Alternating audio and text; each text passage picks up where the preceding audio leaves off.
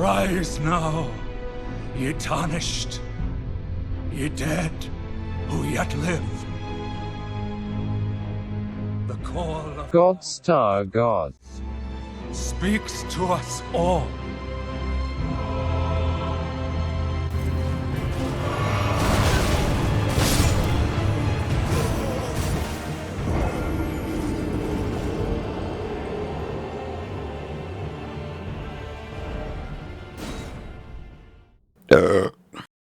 Elden Ring combat is making me think like a fighting game more than a Dark Souls game, and it feels very refreshing. Not every enemy fits this, but I had an epiphany while getting my head bashed in by Crucible Nightchan's dummy thick tail. I'm playing this boss fight like I play long sets against really good players in Guilty Gear. I try and push my boundaries, I get slapped back into reality, then I figure out every little advantage that I can gain in the match and try and push it to my favor.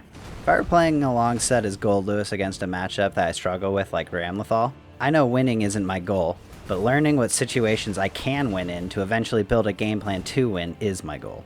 It took me a long time to think about fighting games like this.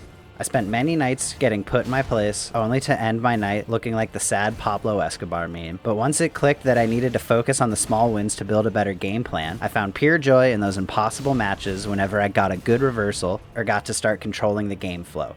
This is exactly how I felt the first time I played Dark Souls.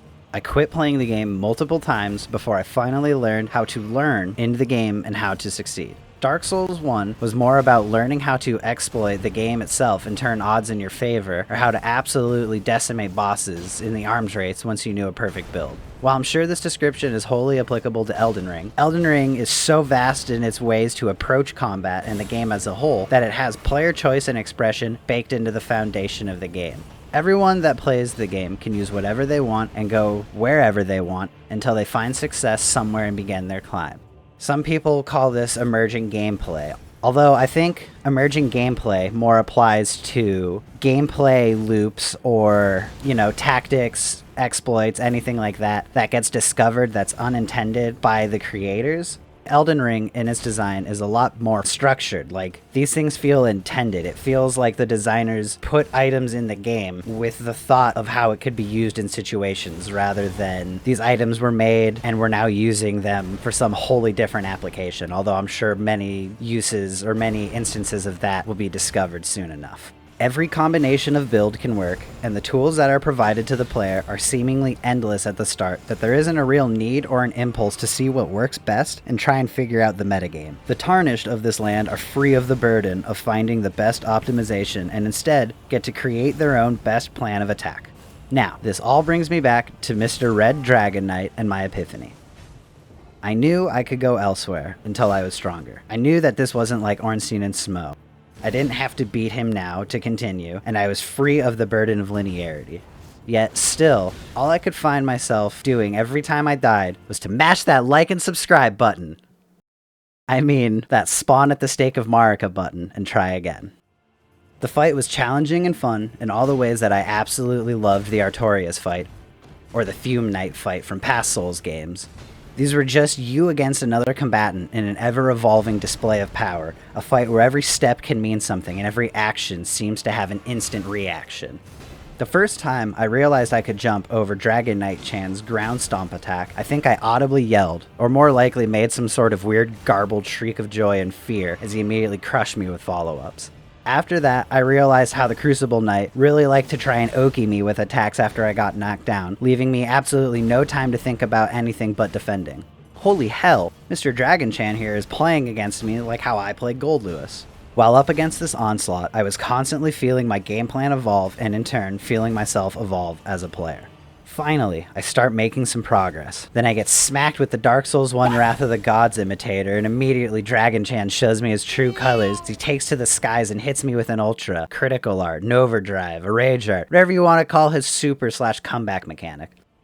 Learning a boss fight has never felt this satisfying to me in all of the series. Whether that is a testament to the game's design, or my recent change in outlook after learning how to learn in a fighting game, I still don't know, but man have I fallen in love with this sort of struggle. I just love the bag of tricks these bosses get. It makes these fights really feel like Frieza or Cell, who don't use their final forms until they're pushed to it in battle. Once they finally recognize the challenge of their opponent, they shed their mere weak form to show their true final power.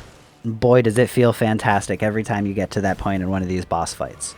I absolutely adored the Adan, Thief of Fire fight for the same reason. I kept getting to see these new pyromancy surprises. I got him to almost a quarter health before I learned that he could heal, and then there were times where I was sure he was going to be done swinging his flail, only for me to get smacked and roasted with fire. When I beat the Clean Rot Knight, I was sad that I didn't get to keep fighting him or see more of what he had to offer. And finally, the Margit fight felt so great to see him transition to that hammer and sword attack. I was giddy when he started talking to me during the fight. It was all just chef's kiss. There are going to be some fantastic hitbox porn videos of the Margit fight in the future. Mark my words. I have loved my time in this world so far as a Tarnished. I feel filled with nostalgia as I approach this strange land with reckless abandon and unchained imagination. I feel the role-playing desire in this game more than I have ever felt in a Dark Souls game. I can't wait to continue to see this game through the many different combat approaches that are possible. Elden Ring is a perfect Dark Souls sandbox.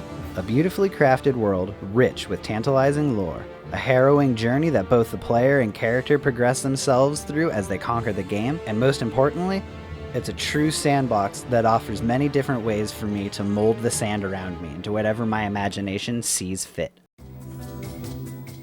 If you're still watching this for some reason, leave a comment below and tell me your favorite place to touch grace. As always, stay groovy, folks.